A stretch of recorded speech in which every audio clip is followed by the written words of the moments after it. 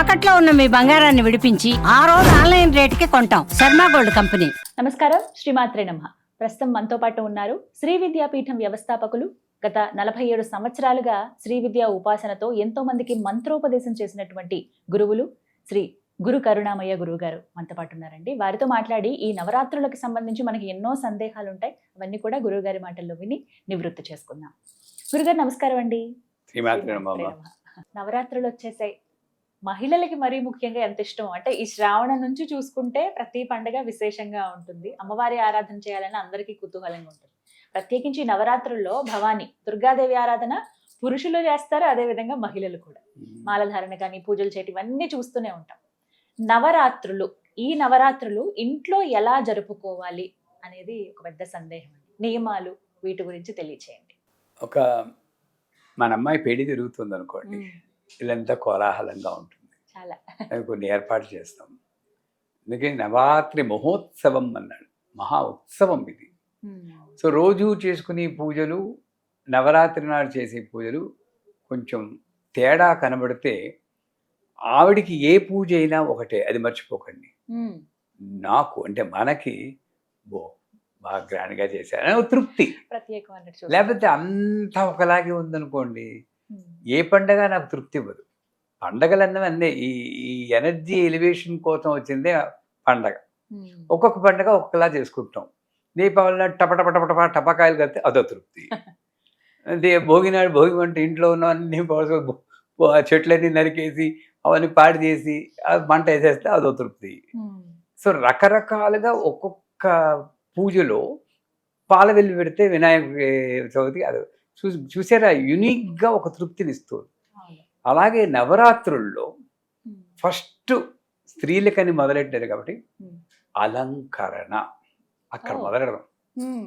ఆ 9 రోజులు కూడా అమ్మవారిని మీరు ఎంత శ్రద్ధగా అలంకరించుకుంటారో, క్షమించాలి మిమ్మల్ని పొగుడుతున్నాను, మీలా అలంకరించుకోవాలి. అదేనండి అసలు దేహం, మంచి దేహం ఇచ్చారండి మనకి. అది అందం అన్నది ఇక్కడ కాదు, ఇక్కడుంది. నాలో ఉన్న అమ్మవారికి నేను దుద్దులు పెడుతున్నాను, నాలో ఉన్న అమ్మవారికి లిప్స్టిక్ రాస్తున్నాను, బులాకీ పెడుతున్నాను అనుకుంటూ చెయ్యండి. మీ అలంకరణ కూడా పూజ అవదా? మంగళ 100%. అంటే విపరీత అలంకరణ నేను అమ్మవారిని అర్చిస్తూ చేసేది. మీకు 64 ఉపచారాల్లో ఆవిడకి అలంకరణ ఎలా చేయాలో చెప్పాడు, అంతవరకు పర్వాలేదు. మిగతా అలంకరణ ఇంకో అట్రాక్షన్ కోసం చేసి, అంటే నేను విమర్శించను, అప్పుడప్పుడు అది మంచిదే అనుకోండి, కుర్రగారు ఉంటుంది కలియుగం తప్పను, కానీ అంత దానికే ఒక నియమం కింద ఒక రోజు అలా ఉండడం అంత పద్ధతి కాదు. సో మనకు వస్తే ఆడవాళ్ళు మంగళకరంగా కాస్త చీర కట్టుకోవాలి. ఏ భాగము సూర్యరశ్మి పడాలి, ఏ భాగం పడకూడదు అనేది శాస్త్రం. అలా ఉంటే మంచి మనసు బాగుంటుంది, ఆరోగ్యం బాగుంటుంది. సో ఈ భాగం ఎక్స్పోజ్ అవ్వాలి కాబట్టి చీరకే వెసులుబాటు ఉంది కాబట్టి చీర కట్టుకోమన్నారు. అయిపోయిందా? నెక్స్ట్ 1 2 3 4 జడ కట్టుకోవడం అయిపోయిందా? కట్టు బొట్టు ఈ రెండిటితో పాటు మాట. మిగతా అప్పుడు సూర్యకాంతంలా ఉన్న ఈ 9 రోజులు మాత్రం కాస్త సాత్వికమైన హీరోయిన్లా ఉండడానికి చూడాలి.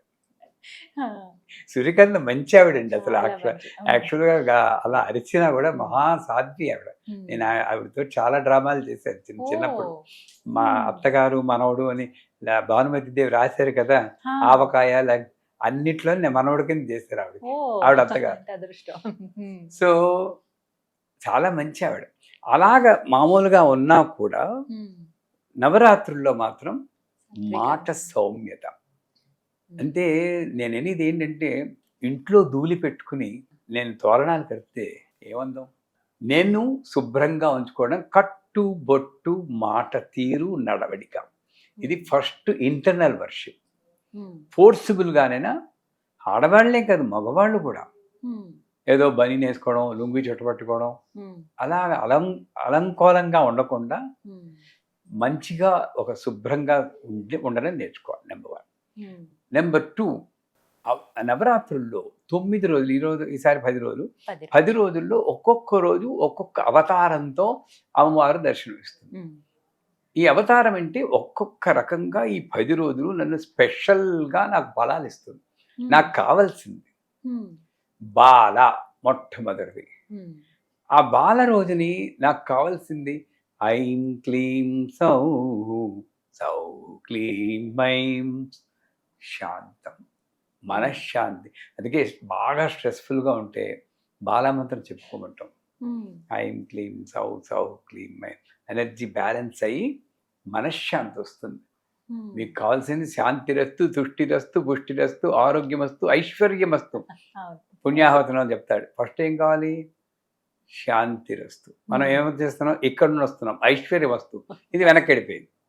గోల పెడితే ఎవరికి తప్పు? నాదే తప్పు. అంచేత శాంతిగా ఉండడానికి బాలావతారం. అంటే ఈ బాలావతారంలో ఉన్నారు కాబట్టి అమ్మవారు ప్రతిరోజు కూడా బాలా మంత్రం మీలో ఓం బాలాయ నమః లేదా ఐం హ్రీం శ్రీం బాలాయ, చాలా చిన్న మంత్రం చెప్పుకోవడం, ఓ జపం చేసుకోవడం. 108. ఏ రోజు దేవత అయితే ఆ రోజు దేవత పేరు చెప్పుకుని జపం చేసుకోవాలి. ఓ 108 పొద్దున్నే చేసుకుంటే మంచిది. తర్వాత నిత్య పూజ 16 ఉపచారాలు కానీ 5 ఉపచారాలు కానీ. మంత్రం తెలియదు, చాలా మందికి మంత్రాలు తెలియవు, ఏమీ అక్కర్లేదు. గంధ పుష్ప ధూప దీప నైవేద్యాలు 5. ఐం హ్రీం శ్రీం బాలాయ నమః గంధం రాయండి. ఐం హ్రీం శ్రీం బాలాయ నమః పుష్పం పెట్టండి. ఐం హ్రీం శ్రీం బాలాయ నమః అక్షతలేండి. ఐం హ్రీం శ్రీం బాలాయ నమః ధూపమా అని ధూపం ఇలా తిప్పకుండా ఇలా తిప్పించి ఐం హ్రీం శ్రీం బాలాయ నమః దీపం దర్శయామి. ఐం హ్రీం శ్రీం బాలాయ నైవేద్యం. మీరు మనం మొదట్లో ఎప్పుడు మాట్లాడుకున్నాం, నైవేద్యాలు చేయడానికి మాకు శక్తి లేదు, రోజుకో నైవేద్యం చెప్తారు. సాధారణంగా బాల అయితే పాలకోవాలు, అన్నపూర్ణ అయితే దద్దోజనం, గాయత్రి అయితే పులిహార, చక్కెర పొంగలి, ఇలా ఏవో చెప్తారు, పాలపూరీలని. ఎవరు తింటున్నారు ఇవన్నీ? కాకపోతే నేను అమ్మవారి కోసం ఒక భోగం చేయడం కోసం చేయాలి. అందరికీ ఆ యొక్క శక్తి ఉండదు, ఓపిక ఉండదు, డబ్బు ఉండదు. అలాంటప్పుడు నా శక్త్యానుసారం చేయగలిగింది ఏంటంటే పరవాన్నం దధ్యోజనం. హాయిగా అన్నం వండుకుంటే పాలు వేసి బెల్లం వేసి 2 జీడిపప్పులు ఉంటే వేయడం, నెయ్యి వేసి కలిపిస్తే పరవాన్నం అయిపోయింది. కరెక్ట్ అయిన రెసిపీ కరెక్ట్గా చెప్తానా? అమ్మో నాకు వంట వచ్చుండే. అదే కొంచెం అన్నం పక్కన తీసి పెరుగు వేసేసి కొంచెం పువ్వు వేసి ఉంటే దద్దోజనం. ఈజీగా అయిపోయింది. ఎక్కువ టైము నైవేద్యాల పేరుతో వంటింట్లో గడపకండి. ఆ నీరసం అంతా అమ్మవారి ముందు ప్రదర్శించకండి. ఇక్కడే చాలా మంది ఇబ్బంది పడేది. చాలా యాక్టివ్గా ఉండాలి. అయిపోయిందా? అలాగా నైవేద్యాలు యథాశక్తి పెట్టండి. ఈ 10 రోజులు ఇదే విధంగా శక్తి లేని వారు ఉంటాయి. మీకు శక్తి ఉండి పరవాన్నం ఉండి చూసుకుంటుంది, అక్కడికే పరిమితం. అంతే, అక్కడే పరిమితం చేస్తుంది. శక్తి ఉన్నవారు వేరు, శక్తి లేని వారి సంగతి నేను చెప్తున్నాను. సో అయిపోయాక పంచోపచార పూజ చేస్తారు. తర్వాత ఈవినింగ్ ఏం చేయాలి? పొద్దున్న త్రికాల పూజ అయితే మంచిది. అట్లీస్ట్ పొద్దున్న సాయంకాలం ఏం చేయాలి? ఈ పొద్దున పూజ చేశాక కాస్త వండుకున్నది ఒక్క మనిషినైనా ఎక్స్ట్రాగా పిలిచి పెడితే మంచిది. వాళ్ళకు కూడా ఈ బఫే సిస్టమ్ అని ముష్టాళ్ళ ఇస్తాను చూడండి చేతిలో, అది వద్దు మనకి. వాళ్ళ ఎంగిలి ప్లేట్ పట్టుకుని అంతటా వెళ్ళడం ఈ సిస్టమే వద్దు మనకి. హాయిగా కింద కూర్చోలేకపోతే కుర్చీలో మీరు వడ్డించాలి. ఇది 2వ నియమం. అది అన్న శాంతి అండి. అది ఎవరికో చేత వడ్డించడం కాదు, మీరు వడ్డించాలి. కొసరి కాస్త వేసుకోండి, బాగుందండి, తినండి. ఈ నడవడిక అన్న కట్టుబుట్టు ఇక్కడ వస్తుంది. పూజ అయిపోయింది, నైవేద్యం అయిపోయింది. తర్వాత సాయంకాలం కూడా ఇంకో పంచోపచారము అక్కడ ఏం చేస్తారు? బాల కదా ఇవాళ బాల అష్టోత్తరం చదువుతారు. అది ఎక్కడైనా మీకు దొరుకుతుంది వెబ్సైట్కి వెళ్తే. అలాగే ఏ రోజు దేవత అయితే ఆ రోజు దేవత యొక్క అష్టోత్తరం. వీళ్ళకు కూడా రంగులు కూడా చెప్తారు. ఆ రంగులు బాల అయితే పింక్ అని, అన్నపూర్ణ అయితే వైట్ అని, గాయత్రి అంటే ఆకుపచ్చ అని చెప్పి, లక్ష్మి అంటే మళ్ళీ ఎల్లో కానీ పింక్ అని, తర్వాత ఇంకా ఈ సరస్వతికి తెలుపు, దుర్గాదేవికి ఎరుపు, అయిపోయిందా మహిషాసురపతికి నీలం కానీ నలుపు అంటారు కానీ నీలం ఇలాగ రకరకాల రంగులు చెప్పారు. కానీ ఏదైనా మంగళకరమైన రంగులు పసుపు, ఎరుపు, ఆకుపచ్చ. అన్నపూర్ణకి ఈవిడికి సరస్వతికి తెలుపు. ఈ రంగుల్లో యథాశక్తి మనం అలంకరణ చేసి పెడితే మంచిది. మనం కూడా అదే రంగు చీరలు కట్టుకుంటే ఇంకా మంచిది. రెండు ఒకటే అనే ఒక భావన ఉంటుంది. కానీ సాయంకాలం చేసి ఇక్కడ ఒక సువాసిని పూజ చేస్తే మంచిది. ఈవినింగ్స్ అందరూ సుహాసిని పూజ అంటారు. కమల్ హాసన్ అన్న కూతురు సుహాసిని, చారుహాసన్ కూతురు. సుహాసిని పూజ కాదు, సువాసిని పూజ. అక్కడ ఏం చేయాలి? అక్కడ కూడా ఈ నవరాత్రుల్లో సువాసిని పూజ అని చెప్తా వాయినాలు ఇవ్వాలని చెప్పి బుట్టల్లో అలా పట్టుకుని మేడమెట్లకి ఉసు ఉసు ఉసు అనుకోవడం, ఆవిడ కాళ్ళకు నీరసంగా పసుపు రాస్తూ అబ్బాయికి పెళ్లి కుదిరిందా, అమ్మాయికి పెళ్లి కుదిరిందా అని మాట్లాడడం వీటి వల్ల ఉపయోగమే లేదు. డబ్బులు వేస్ట్, నీరసం. నన్ను అడిగితే ఒక్క సువాసన చేయండి, ఇంటికి పిలుచుకుని. లేదా ఆవిడ రానంటే మీరే వెళ్ళండి. ఆవిడ ముందే చెప్పాడమ్మా మీరు ఇలాగ కూర్చోండి, దేవతలా కూర్చోండి, ఏం మాట్లాడద్దు, నేను చేసుకుంటాను, మిమ్మల్ని దేవతా రూపంలో అవ్వాలి. అమ్మవారే అక్కడ ప్రాణంతో ఉందనుకుని అంత భక్తిపూర్వకంగా గోరుకు రాసేస్తూ ఉంటారు కొంతమంది పశువు, వాడే పడదండి. అసలు గోరే దరిద్రం. వాళ్ళ గోరు మనం ముట్టుకుని ధరించడం ఏమిటండి? కలికాలం కాకపోతే వాళ్ళకి వద్దంటే మాని చేత ఈ చీలమంట వెనకాతలు, కాలికి వెనకాతలు కూడా తగిలేట్టు పూర్తిగా పసుపు రాసి అలంకరణ చేసి, మామూలు షోడశోపచార పూజ ఎలా చేస్తామో అంతే భక్తిగా ఆవిడకి పూజ చేసి చివరిగా ఇలా చెయ్యండి. మీరు తప్పనిసరిగా మీకు ఆ ఎనర్జీ వస్తుంది.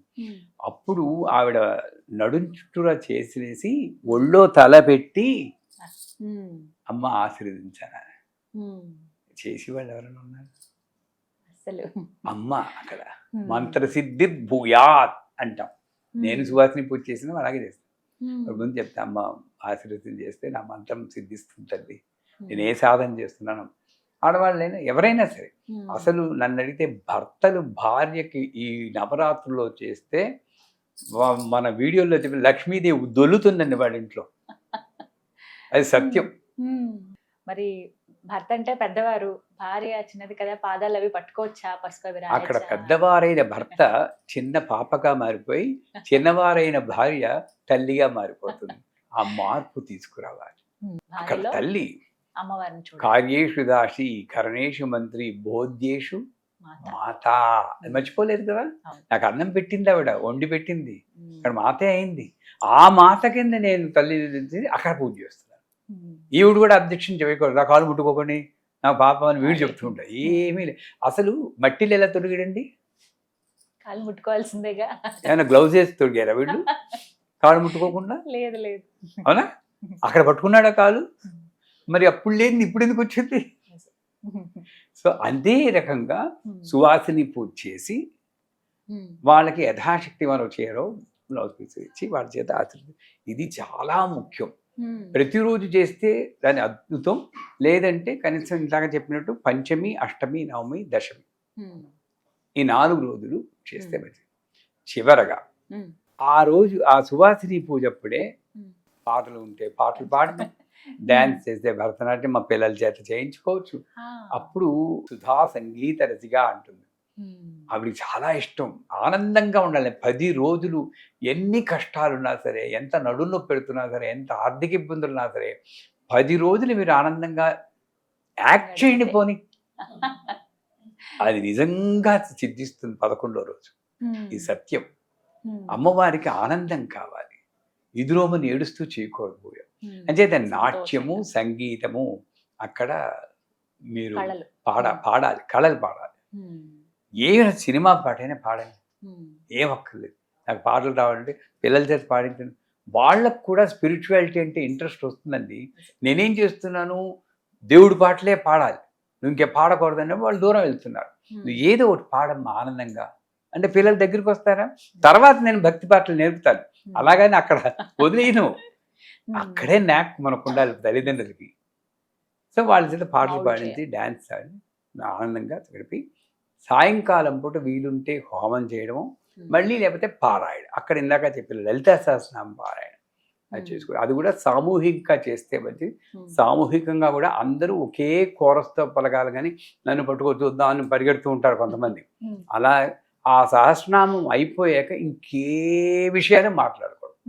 అసలు పూజ గదిలో వేరే విషయాలు మాట్లాడకూడదు. అక్కడే మన ఎనర్జీ పోతుంది. బొట్టు పెట్టడం, తాంబూలం ఇవ్వడం, ఉంటారు, నమస్కారం, మాట్లాడకూడదు అంతే. తర్వాత మాట్లాడకూడదు. ఇలాగ 10 రోజులు 10 అవతారాలకి 10 రంగుల వస్త్రాలు ఇందాక చెప్పాం. పువ్వులు కూడా రకరకాల పువ్వులు, మందారాలు ఉన్నాయి. ఆవిడకి కావాల్సినవి ఏంటి? మందారం, పారిజాతం, చామంతులు, ఎర్రగన్నేరు, సంపంగి పూలు, ఆకుపచ్చ, పసుపు రంగు సంపంగి, ఇలా రకరకాల పువ్వులు ఉన్నాయి. ఇవన్నీ కూడా ఒక్కొక్క రంగులో ఉంది. ఆ రంగులన్నీ కూడా మన మీద ఒక పర్పుల్ కలర్ పువ్వు కూడా ఉంది, నీల కలువలాగా. ఆ నల్ల కలువ, నీల కలువ అంటారు. ఆవిడ చేతిలో పట్టుకున్నటువంటి 5 బాణాల్లో ఒక బాణం అది 5 పుష్పాలు అంటే అలాగ రకరకాల పుష్పాలు యథాశక్తి. అక్కడ కూడా యథాశక్తి మల్లెలు, జాజులు, వేసంగి అయిపోయాక మల్లెలు దొరుకుతాయి లేదు కానీ దొరికితే అవి, వాటితోటి ఒక్కొక్క రోజు ఒక్కొక్క దేంతో పూజ చేస్తే ఈ 10 రోజులు కూడా ఈ పూజ ఉండాలి, నాలో మార్పు ఉండాలి, సువాసిని పూజ కూడా ఉండాలి. అంటే మనిషిలోనూ నేను దేవుణ్ణి చూస్తున్నాను, విగ్రహంలోనూ దేవుని చూస్తున్నాను, నాలోనూ దేవుని చూస్తున్నాను. కానీ నేను దేవతలా ఉంటాను, అలంకరించుకుంటాను, మాట్లాడతాను, అలాంటి నడవడిక చూస్తాను. ఈ 3 సమన్వయం అయితేనే త్రికరణ శుద్ధి. అది మనందరికీ సిద్ధించాలని కోరుకుంటున్నాను. ఆహార నియమం ఎటువంటిది పాటించాలి? ఆహార నియమాలంటే ఒక్కొక్కడికి ఒకటి ఉంటుందండి. ఉపవాసం ఉంటారు. నేను న్యూజిలాండ్లో ఉన్నప్పుడు 10 రోజులు ఏం తినలేదు. తినకుండా రోజు గ్లాసులు పాలు తాగి చిన్న అరటిపండు తినాలో లేదో అది. అతను మొట్టమొదటి 3 రోజులు మాత్రం కొంచెం ఇబ్బంది అనిపించింది. వాళ్ళందరూ ఆవకాయలు కలుపుకుంటుంటే తట్టుకోవడం చాలా కష్టం అనిపించింది. తర్వాత అలవాటు అయిపోయింది. మీరు నమ్మరు, 11వ రోజు అన్నం పెడితే తినబుద్ధి లేదు. నీ ఆరోగ్యాన్ని చూసుకుంటూ నీ ఆహార నియమాన్ని ఉపవాసం ఉంటే మంచిదే. కానీ అన్నం భిన్నం అయితే పర్వాలేదు, ఉప్మా అయితే పర్వాలేదు, అదైతే పర్వాలేదు, ఎంతసేపు ఒంటింటి చుట్టూనే తిరుగుతాం. ఉపవాసం ఎక్కడుంది? వంటింటి వాసమే, ఆవిడ దగ్గర లేదు. అలా కాకుండా మనసు స్థిరంగా ఉంచుకుని కించిత్ ఆహారం, కొంచెం ఆహారం తీసుకుంటే మనకి మంచిది. అలా చేసుకుంటే చాలా మంచి, కొంచెం శ్రద్ధగా యాక్టివ్గా ఉండడానికి అవకాశం ఉంటుంది. పూర్తి ఉపవాసాలు ఉన్నవాడుగా ఉంటారు. అంటే అమ్మవారికి ఏదైతే నైవేద్యం పెడతారో అది స్వీకరించవచ్చు. కొంతమంది ఉపవాసం ఉన్నానని వాళ్ళు అవతల వాళ్ళు ప్రసాదం ఇచ్చినా కూడా పర్వాలేదు, నేను తినండి, అన్నం తినండి అంటారు. చాలా తప్పు. అమ్మవారే నువ్వు నన్ను అందరిలో చూస్తున్నావా లేదా అని పరీక్షించడం కోసం నువ్వు ఉపవాసం ఉన్నప్పుడే ఆ పక్కింటి ఆవిడ చేత నీకు పరవాన్నం పంపిస్తుంది. ఆవిడ తల్లిండి, పిల్ల కడుపు మార్చుకుంటే ఆవిడ మాత్రం ఎలా ఉంటుంది, తినవే అని చెప్పి పంపిస్తుంది. నేనే ఉపవాసం అండి తినను అని చెప్తా. సత్యనారాయణ వ్రతంలో 5వ అధ్యాయంలో తుంగధ్వజుడు అలాగే ప్రసాదం వస్తే తిన్నగిరిస్తాడు.